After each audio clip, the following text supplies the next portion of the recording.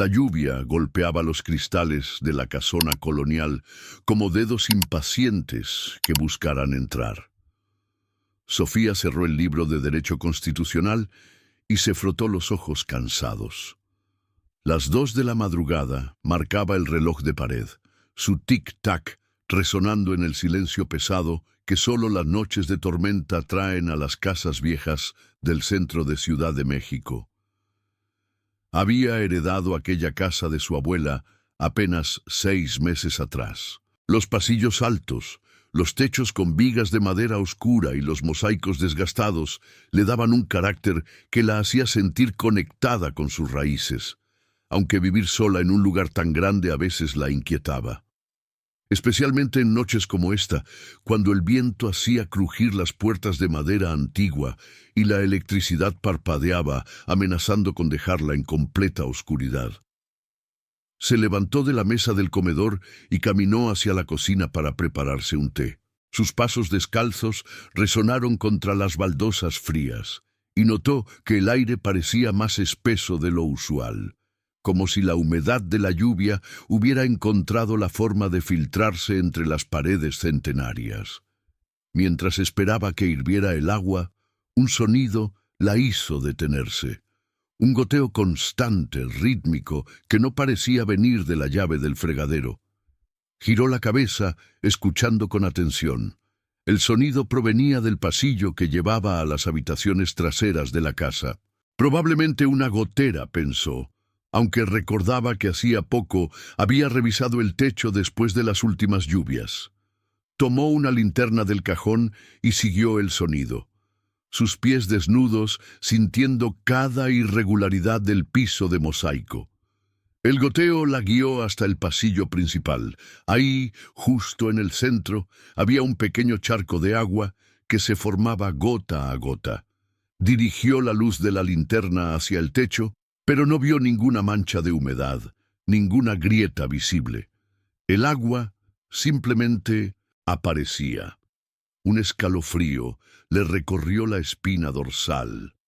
No era solo por el frío de la madrugada, sino algo más profundo, más primitivo, como si algo hubiera cambiado en la atmósfera de su hogar. Regresó a la cocina, pero el silbido de la tetera la sobresaltó más de lo normal. Sus manos temblaron ligeramente mientras preparaba la infusión de manzanilla, tratando de calmarse con el ritual familiar.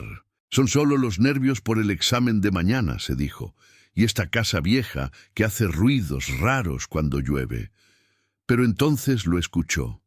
Un llanto suave, lejano, como el lamento de una mujer que sufre en silencio. Al principio pensó que podría ser el viento colándose por alguna rendija, o tal vez los gatos del vecindario refugiándose bajo algún alero. Pero había algo en aquel sonido que la hizo quedarse inmóvil, con la taza humeante entre las manos. El llanto venía de algún lugar dentro de la casa. Sofía dejó la taza sobre la mesa con manos temblorosas. El sonido se intensificó gradualmente, como si quien lloraba se hubiera acercado unos pasos. Era definitivamente una voz femenina, cargada de una tristeza tan profunda que parecía traspasar las paredes y clavarse directamente en su corazón. «¿Dónde están mis hijos?». Se escuchó un susurro apenas perceptible entre los sollozos. La sangre se le heló en las venas. Conocía esa leyenda, como todo mexicano que se respete. La Llorona, la mujer que vaga por las noches buscando a sus hijos perdidos, llevándose a quien encuentre en su camino. Pero eso eran solo cuentos, historias que los abuelos contaban para asustar a los niños. El llanto se acercaba. Ahora parecía venir del pasillo donde había encontrado el charco de agua. Sofía se pegó contra la pared de la cocina. Su respiración se volvió entrecortada. La temperatura de la casa había descendido notablemente. Podía ver su propio aliento formando pequeñas nubes de vapor. «Mis niños. ¿Dónde están mis niños?». La voz era más clara ahora, más cercana. Y había algo terriblemente familiar en ella, como si la hubiera escuchado antes en algún sueño olvidado. Las puertas del pasillo comenzaron a crujir una por una, como si alguien las empujara levemente al pasar. Primero la del baño, luego la del cuarto de huéspedes, después la de la sala. Cada crujido marcaba el avance de lo que fuera que se movía por su casa. Sofía cerró los ojos con fuerza, apretó los puños y trató de racionalizar lo que estaba viviendo. Es el estrés, la falta de sueño, la presión de los exámenes. Las casas viejas hacen ruidos, el viento puede sonar como llantos. Las diferencias de temperatura pueden crear corrientes de aire que mueven las puertas. Pero cuando abrió los ojos, una sombra alargada se proyectaba en el piso de la cocina, viniendo desde el pasillo.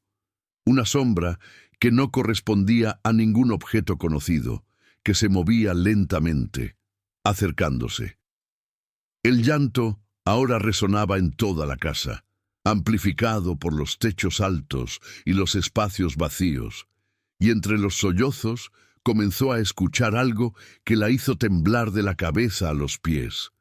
Sofía, Sofía, ven conmigo. Sofía.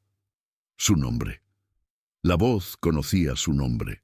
Las ventanas del comedor se abrieron de golpe, dejando entrar ráfagas de aire helado y gotas de lluvia que salpicaron el piso de madera. Las cortinas se agitaron violentamente, como brazos desesperados que trataran de atrapar algo invisible. El charco de agua del pasillo se había extendido, formando un reguero que llegaba hasta donde ella se encontraba. Pero no era solo agua lo que veía ahora.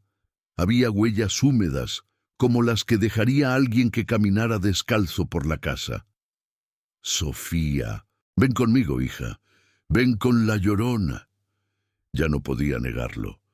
Ya no podía racionalizar lo que estaba viviendo. Algo estaba en su casa, algo que la buscaba específicamente a ella, que conocía su nombre, que había venido por ella en esta noche de tormenta. Con el corazón golpeándole el pecho como un tambor desesperado, Sofía corrió hacia su habitación. Sus pies resbalaron en las baldosas húmedas, pero logró mantenerse en pie. Detrás de ella, el llanto se intensificó, volviéndose un lamento desgarrador que parecía llenar cada rincón de la casona. Llegó a su cuarto y cerró la puerta con seguro, recargándose contra ella mientras trataba de recuperar el aliento. Pero el llanto no se detuvo. Ahora resonaba por toda la casa, como si viniera de las mismas paredes, del mismo aire que respiraba. Sofía, abre la puerta. Ven conmigo. La voz estaba justo del otro lado de la puerta. Sofía se alejó lentamente, sus ojos fijos en la manija que comenzó a moverse de arriba a abajo. Alguien, o algo, trataba de entrar. La madera antigua crujía bajo una presión invisible y por debajo de la puerta comenzó a filtrarse agua, formando un charco que crecía rápidamente. El llanto se volvió ensordecedor, un lamento que parecía venir de todas partes y de ninguna. Las ventanas de su habitación se abrieron solas, las cortinas se agitaron con violencia, y el frío se volvió tan intenso que sus dientes comenzaron a castañear sin control. Sofía, sal de ahí, ven conmigo, serás mi hija ahora. Ya no podía más. La tensión, el miedo, la imposibilidad de lo que estaba viviendo la llevaron a un punto de quiebre. Con un grito ahogado, Sofía corrió hacia la puerta y la abrió de par en par. El pasillo estaba vacío, silencioso, seco. No había charcos, no había huellas, no había sombras extrañas. Solo el pasillo familiar de su casa, iluminado por la luz tenue que se filtraba desde la cocina. La lluvia había cesado y un silencio absoluto había reemplazado al llanto desgarrador. Sofía respiró profundamente, sintiendo cómo la tensión abandonaba su cuerpo. Había sido su imaginación, después de todo, el estrés, el cansancio, la soledad de la casa grande. Pero cuando se dio la vuelta para regresar a su habitación, lo escuchó claramente, susurrando justo detrás de su oído. «Aquí estoy, Sofía». El aire se volvió gélido y una presencia fría como el agua de un río nocturno la envolvió por completo. A la mañana siguiente, los vecinos notaron que las ventanas de la casona colonial permanecían cerradas y que Sofía no había salido para ir a la universidad como era su costumbre. Cuando las autoridades finalmente entraron a la casa, la encontraron vacía, sin signos de violencia, sin signos de lucha. Solo quedaron charcos de agua inexplicables por toda la casa, y en el espejo del baño, escrito con vapor, como si alguien hubiera respirado sobre el cristal, un mensaje que helaba la sangre: ya no está sola. Dicen que en noches de lluvia, cuando el viento sopla entre las calles del centro histórico, aún se pueden escuchar dos voces que lloran juntas: la de la Llorona, eterna en su búsqueda, y la de Sofía, quien tal vez encontró lo que nunca supo que estaba buscando, o tal vez simplemente se unió a la leyenda que ahora cuenta a otros incautos en las noches de tormenta, cuando las casas viejas crujen y las sombras cobran vida propia.